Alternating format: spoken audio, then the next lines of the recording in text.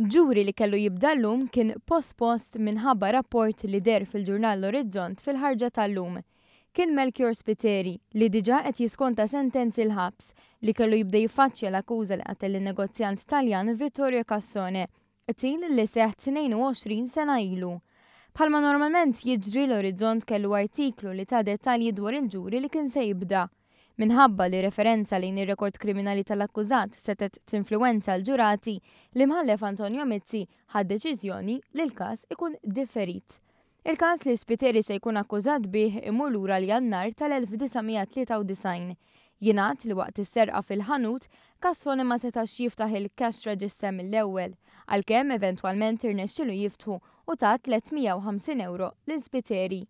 L-akkuża li minkejja dan Spiteri xorta spara laqat lil Cassone f'sidru u ħarab minn fuq il-post.